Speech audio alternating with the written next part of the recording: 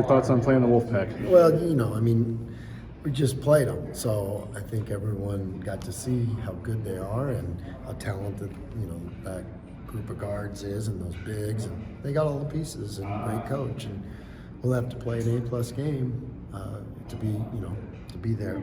So, that's what you expect, especially this year in the league. I think I saw a quote that Patino just said, like, he came from the Big Ten. He's like, this league's right there.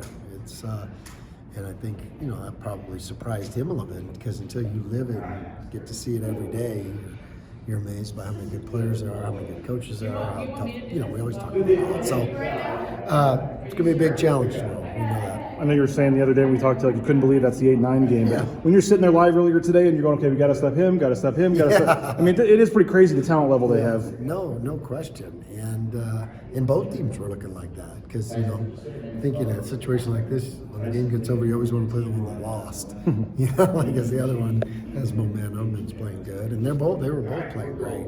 A few breaks here and there, and it could be another way, because both of them are good teams, great guards especially, and I think Nevada, their big guys present a challenge, their wings present a challenge, why they can shoot it, and Sherfield's one of the best point guards in the country. Playing a team for the third time, do you add any wrinkles, or do you just keep doing what you guys do well? Oh, you're gonna have to tune in and see. Okay. We did see some social media shots of Shaver at the airport coming down. Is there anything you can say about his status? Joe? We'll talk in a minute. Yeah. Okay. There's public photos out there of him, so that's why I was asking. Yeah. Okay. Sure it wasn't Lexus? Pretty sure. Yeah. No, it's a time of year where, we kind of keep stuff to yourself about injuries and sickness and all that stuff, but he'll be good to go tomorrow. What is you mentioned they're big guys, they're guards. What is pick your poison? But what is the I guess game plan? I know you're gonna tell me the game plan, but how do you try to, when there's so many different guys out there, how do you try to limit? There's a lot of great players, and some of it, you go in with the plan, but very rarely, you're always having to adjust the plan as the game goes, and you adjust for foul trouble, you adjust for somebody getting hot, and they got a lot of guys that can get hot. We know that. It's almost like a new season now, everything's kind of behind you. How do you kind of, what's your philosophy going into March in these tournaments? Or is it kind of just the same message as the regular season? Yeah, it is a new season in a way, but when you boil it down, it's, your job is the same. And that's what it's gotta be business as usual, because these guys know how to prep, they show up to play, and so you don't want to do anything too far outside of what we've been doing.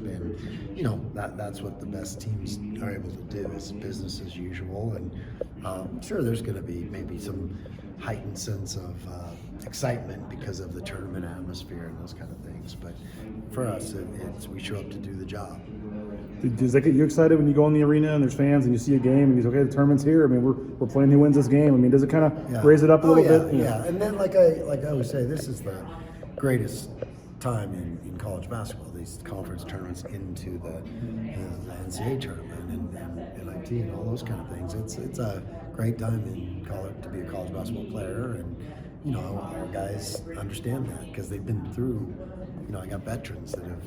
Sometimes the rookies think, oh, it's just going to happen every year like that. It doesn't. You just got to seize the moment that we're in with the team that we have.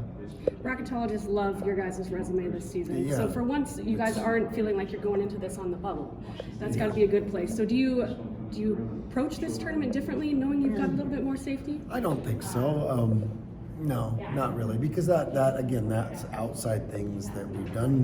We've controlled what we can control by building our resume, and I think some of the numbers that you talk about is, there's only like 4 or 5 teams that have as many wins away from their home, neutral and road wins. So we've got that. We've got good quad ones. We got good quad twos. All those kind of things, and we do. We've put together a great resume with, the work that we've done. So. But that hasn't been our focus. Our focus is doing our job at the gym and control what we can control, and the rest is outside of us. Do you get the sense the guys are ready for this? I do. Yeah, they're excited, and like I said, they love to play together. They love being around each other, and so yes, they're excited. You guys had, a stretch or a couple of them where you were just playing, almost it seemed like every other day, and now you're in, where it's going to be a lot about recovery, playing every day. Well, that is right now at this point. That's not your focus because I mean, from here on out, every team in this tournament, it's going to be so hard to win one game. And I'm talking about, you look at all the games on Thursday, and it's going to be like, oh, they're all going to be really, really tough. There's a lot of good teams, and you'd have to be blind not to see how good all these teams are. So and we're playing one of the best. Do the team that plays the day before I wins think get so. Yeah, I do. I've always thought that's a hard thing because they worked out through some kinks in the first half, and then they started clicking in the second half, and so they got some mojo and some momentum, and that's always real. And we're putting the key in and turning it and starting it. So that's they're warmed up, ready to go. But once it goes down and you start to get in a flow, then I think you catch up with that.